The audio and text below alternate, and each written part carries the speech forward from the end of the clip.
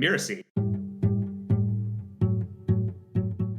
The idea of putting people into groups to help them with implementation was nothing revolutionary, but it sounds like what's been making a difference in the results that he's getting is the attention to detail and how that is constructed, and really thinking through like, hey, this is what the experience is going to be like from beginning to end for someone joining one of these groups, not just kind of saying like, hey, you're in a membership and you'll figure it out.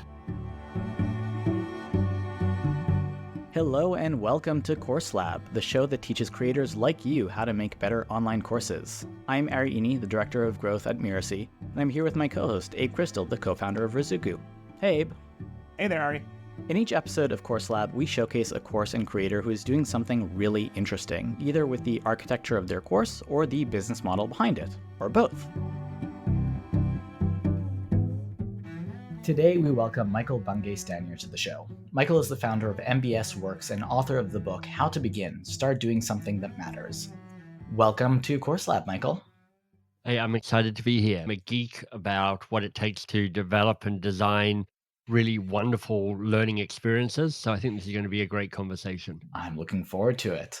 So to kick us off, could you give us kind of the 30,000-foot view of yourself and how you came to the world of course building and online course building as well? Yeah, so I'm currently living in Toronto, the New York of Canada. There you go. But I'm Australian originally and grew up happily in Australia. Left Australia when I was in my mid-20s. I won a Rhodes Scholarship that took me to England, to Oxford to study, which of course is its own experience about how learning happens. There are some dark sides and some light sides on that. And from my time at Oxford, where I did a master's degree in literature, I moved into the world of innovation. So I spent time helping to invent and create new products and new services for people, and involved me running focus groups, talking to people, and then trying to figure out what they were whispering about what they really wanted. But this is my first taste of learning and development on two levels. One is the very act of doing a focus group is an act of being consumer centric. And it means that you're now putting the people who are going to be using the product at the heart of the conversation. And so it has kind of stained me in a good way to think about how design works, because often course design, people get a bit caught up on how important their content is. I'm like, your content is overrated. The experience of your people is really the central part of it. And the problem you're solving for them is such a key part of it. But with this company also, I do my first facilitation and training. I moved to a consulting world, moved from London to Boston, Boston to Toronto in 2001. And shortly after that, set up my first company called Box of Crayons.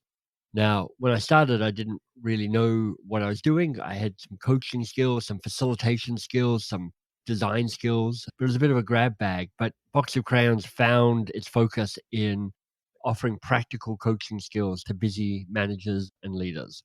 So the book I am best known for is a book called The Coaching Habit, which came out 7 years ago and sold 1 million and some copies. And Box of Crayons brings training programs to managers and leaders in Fortune 1000 companies to help them be more coach-like, to change their behavior. And then the other company I run, MBS.works, is more B2C. Box of Crayons, B2B, selling to businesses. MBS.works, B2C, selling to individuals. And here we've got two problems we solve. One is people who are in midlife going, what next for me? What am I doing with my life? I'm 50. I'm still relatively young and vital, but my kind of formal career can see the horizon for that. What am I doing? So we have a program that supports that and a membership site.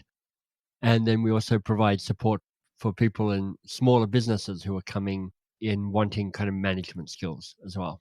Okay, so these are the kind of two courses that MBS Works is focusing on. Yeah, that's right. So we've actually got two programs in MBS.works and one to be launched. And then in Box of Crayons has kind of a singular piece of intellectual property, but it has programs built out in all different formats so that it can scale globally in big companies. So something that I find interesting is, of the different problems that you solve, I feel like a lot of them are concrete, except for that one, what next program.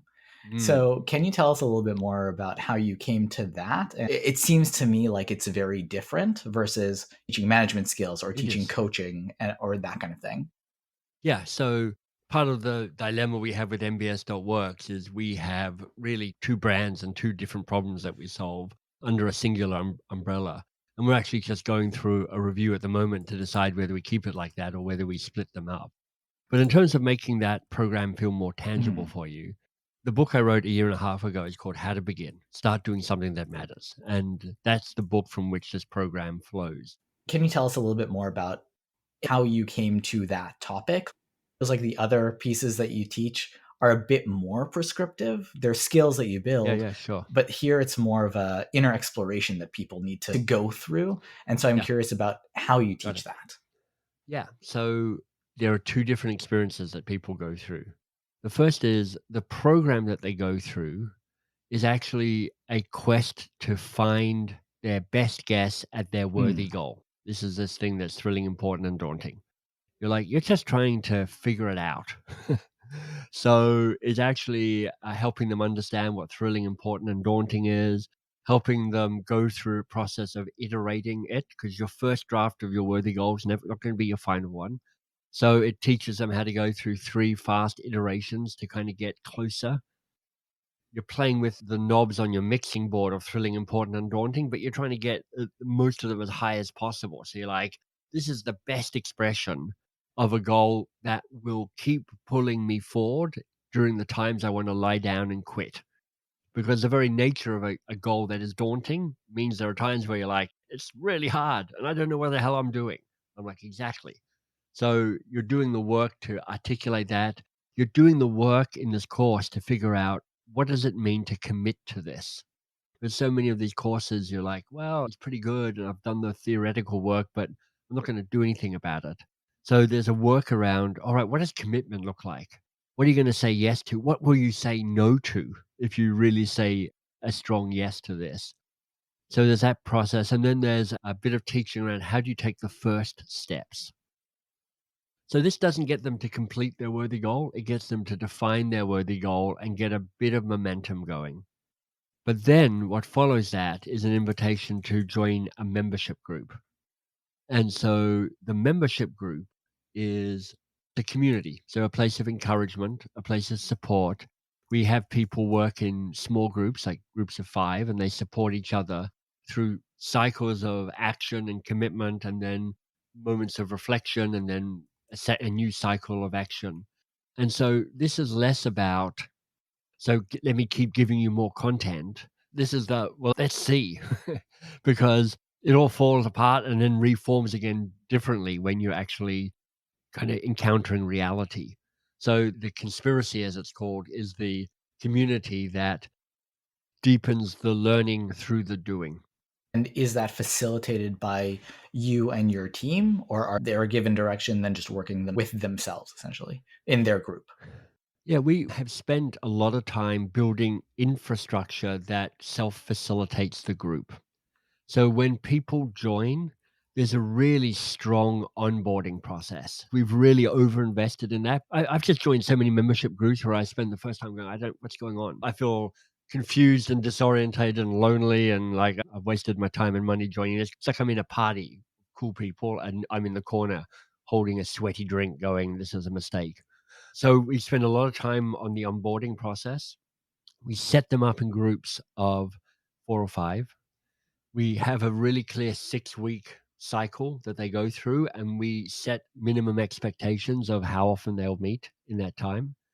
I teach once a month. So my contribution is to teach once a month, but we host on Circle, which is a platform that is designed to support communities.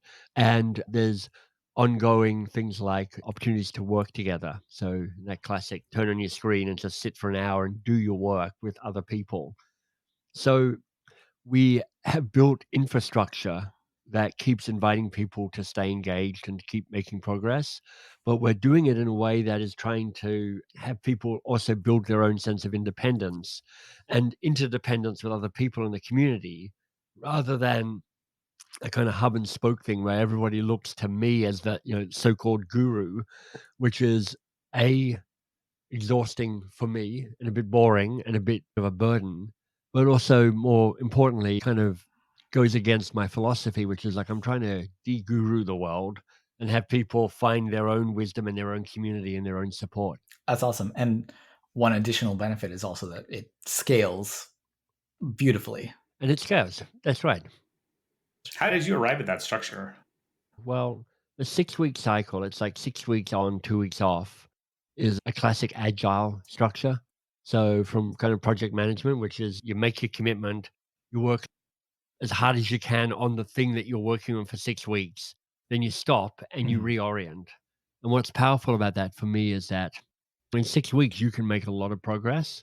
But also, if in 6 weeks you've chosen the wrong thing to work on, it's only 6 weeks. So the opportunity cost isn't too great. You get a chance to kind of reorient around that. It felt like an unscalable and unsustainable act to make a membership site that was about delivering new content or more information. I'm like, it's about community and it's about making progress together. So we experimented with it, Abe. We started off with slightly larger groups, but right from the very start, we had this idea of small groups working together, making progress, building friendships, building community, doing the work. Just kind of interested in how you would link that to a larger philosophy or how you think about designing programs in general. I think a lot of people tend to approach courses from the perspective of content, right? Or like, hey, I Mhm. need to provide content and get very locked into that way of thinking. I guess kind of speaking to other course creators, how would you guide people to think about it from a different perspective, I guess? Yeah. Well, I have a very strong opinion about this, which is my goal is I'm always asking whether it's a book or a program or a speech, what's the least I can teach people that would be the most useful? Because I think often course creators are adding content as a safety net to prove A, how smart they are and how much they know, but also you surely can't complain about this program because it is stuffed full of stuff. And so it takes a certain confidence to keep stripping content back. So there is space for people to actually sit with the limited amount of content you're giving them and wrestle with it and be with it and work with it. And I just know that most of the time, my working philosophy, and this is science based in principle, if not in exact details, is I assume that people's brains are full after 6 minutes. Like they've got about 6 minutes of you pouring content into them before their brains are now full. And then content is like pouring water into a full glass. You're like, yeah, congratulations, you've got wet carpet. Look, you may have an empty jug going, look how much I've poured out, but you're like, you haven't poured that into a glass. You've just got a wet carpet. I'm like, 6 minutes, give them a chance to reset, clear the cache, drink the glass, and then go again. And so it creates a whole discipline around not just how do I keep stripping content out, but how do I design it in a way that teaches a bit, engages with it, processes it, clears the cache, teaches the next piece of content. What does that clearing the cache look like? It's often just a chance to engage in it. So the simplest way is to go, great, before I go into the next bit, what was most useful or most valuable about this for you? Write that down. Now turn to the person next to you and share what was most useful or most valuable with that other person, or share it in the chat, or I'm going to break you into groups of three and you'll go into groups of three on Zoom or in real life. And you'll process it. And then I'll pull everybody back and go, hey, so what was most useful or most valuable about that? And I'm like, oh, you thought that? Great. Oh, you thought that? Fantastic. Oh, you got that. So there's this kind of way you're unifying the group. And then I'm like, great. So that was really helpful. I'm glad you found that useful and valuable. So I'm seeding this idea that this process is really useful and valuable. And I'm like, great. Now let me get on with the next thing. Yeah, that makes a lot of sense. I feel like a pattern I sometimes see is people kind of set up their course in a sequence somewhat analogous to what you're describing, where it's like, hey, there's some content, and then here's an exercise you should do, and then here's a discussion question to talk about it with people in the course. Yeah. And you kind of see it's super active at the beginning, and then it Yeah. becomes crickets at the end. So Yeah. I'm just curious if you have thoughts about like, how do you kind of keep the energy going? Yeah. Well, you got to set expectations and disrupt expectations. So if people go, oh, I see the pattern that's always happening here. Oh, they're about to ask me for another talk about it with a partner. I'm kind of getting bored with that. So, I ask people right at the start of a course, how will you collude with yourself to opt out of this course? I just say, look, if we're doing an online course, statistics tell you 5% of you are going to finish this course. Now, do you want to be in the 5% or the 95%? Because you've got a choice around this. And you can say, look, I'm going to do all I can on my end to make this amazing and useful and practical for you. But what do you already know about yourself in terms of how you get in your own way of finishing these things? What do you need? And, you offer up opinions. Do you need an accountability buddy? Do you need something from me to be checking in on you? Do you need a way that you disrupt the course or you have 4 mini courses? Because I'm like, you know what? It's really hard for me to finish a 13-week course, but I can finish 4 3-week courses. Nice. Yeah, that's really interesting. I like the ideas of the questions of getting people to reflect on what their own motivations and barriers might be. Right. Because one of the things that happens with you as a course designer is you go, oh, it's my responsibility to get people to finish their course. And I'm like, well, they're also adults making choices. I don't want this to be a patronizing experience. And slightly, when you go, it's my job to get people to finish this course, you're kind of infantilizing the participants in your course. So I'm always going, so how do I treat them as adults? Let me show you the choices you have and let me encourage you to make the Mhm. braver choice. But then it's your choice in the end. Yeah, really interesting. I feel like this is something you're very passionate about. So, are there things you'd like to share that you feel like more course creators should be thinking about and doing? Well, the other piece of course design that I have found really helpful comes from a kind of upstream, a starting point. And this comes from a writer called Don Miller, who wrote a book called Story Brand and a bunch of other books. And he said to me once, people buy medicine, not vitamins. And a lot of course designers are trying to sell vitamins. Oh, look, this is going to supplement your life beautifully.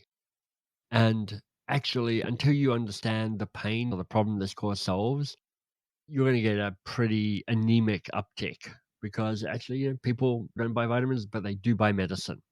So for many people, and it took me a while to get there, it takes a bit of effort to kind of go, okay, I'm going to speak to the pain. But if you don't understand the pain and you don't understand the problem you're solving, if you don't know what harbor you're sailing to, every wind is the right wind. If you don't know what problem you're solving, every piece of content is useful.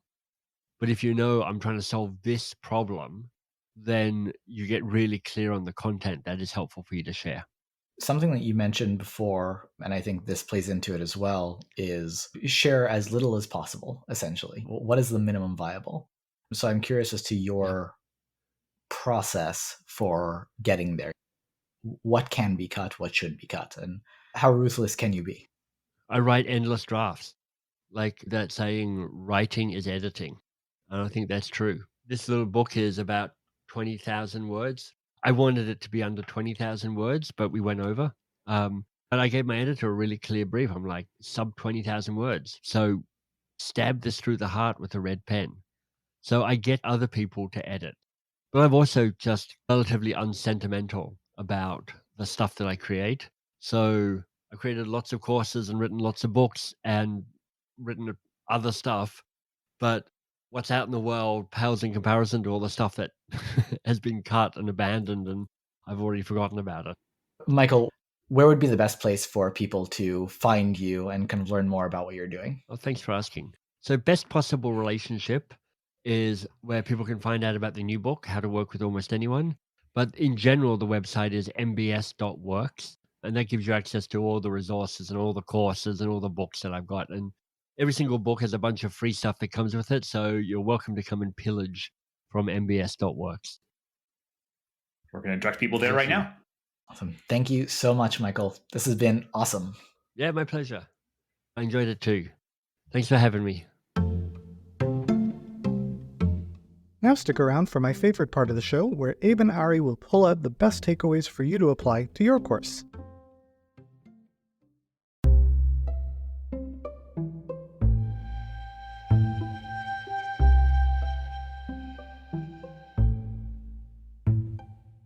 All right, Ari, it's time for the debrief, and I think it's going to be challenging to fit in all all of the nuggets that Michael shared. He was just dropping knowledge left and right. Indeed, he was. There are a lot of different, really interesting tidbits here. One of the things that I feel is really useful, one of the last things he said, is connected to what he was saying earlier around keeping it short, only teach the minimum viable, the least amount possible to create an effect for people, a transformation for people, which I think is something that course creators often really, really struggle with because they want to give more and add more.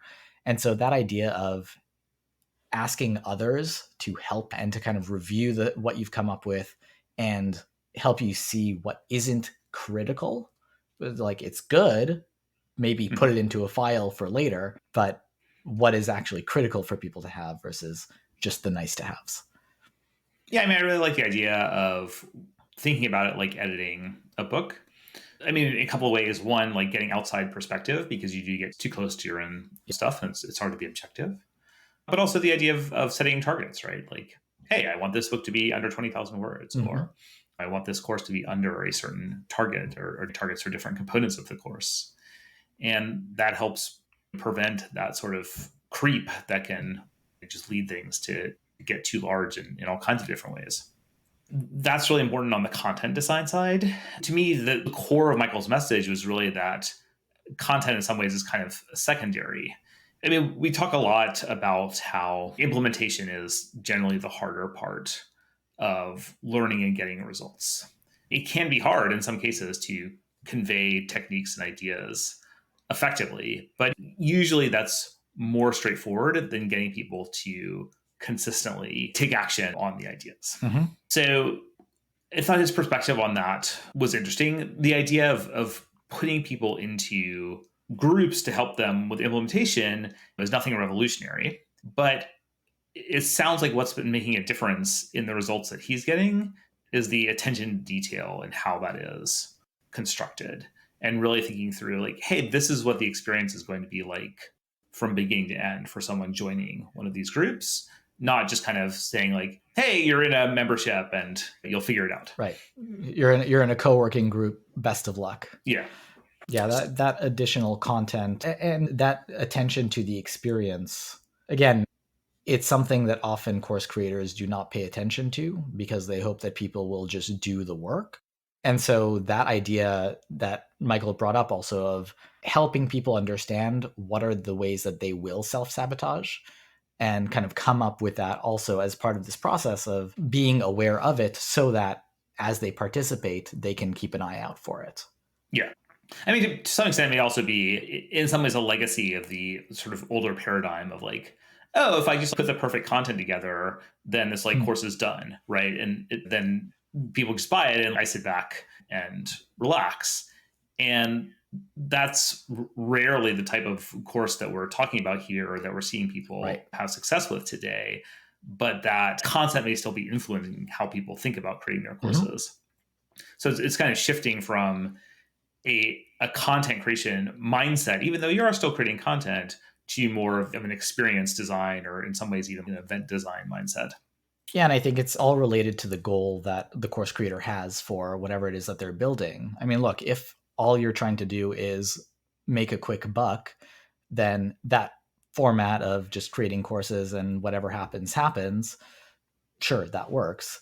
But as Michael was saying, the stat is only 5% of people complete most online courses. And if you don't want that to be you and you don't want that to be your course, because you do care about the transformation, you do care about the impact that you're creating, as if you were saying, you have to create that experience. It's not just about the content. And then the other technique he introduced is this idea of getting participants to reflect on their own motivations and obstacles. And I think it's a valuable technique to coach people to do that self-reflectively rather than just telling them like, hey, here's some obstacles you might face. Right. So asking people some of the questions he suggested, like, how do you get in your own way, right? Or how might you get in your own way as you seek to get value out of this course or this learning experience, and challenging people to confront that at the outset. And based on that, actually ask for support. It sounds like from what he was saying, they have options based on what are the roadblocks that people bring to them. Like, this is likely to trip me up. Yeah. How can you help me? And they've thought about that and Yeah. built certain things in. Yeah. All really interesting stuff. Michael Bungay Stanier is the founder of MBS Works. To learn more about him, how to begin, and all his other courses, you can head on over to mbs.works. That's mbs.works. Thank you for listening to Course Lab. I'm Abe Crystal, co-founder and CEO of Riziku, here with my co-host, Ari Iny. Course Lab is part of the Mirasee FM podcast network, which also includes such shows as Once Upon a Business and Making It. This episode of Course Lab was produced by Cynthia Lamb, and Danny Iny is our executive producer. If you don't want to miss the excellent episodes coming up on Course Lab, make sure to follow us on YouTube or wherever you listen to your favorite podcasts. And are you enjoying our show? If so, go ahead and leave us a starred review. It really does make a difference. Thank you, and we'll see you next time.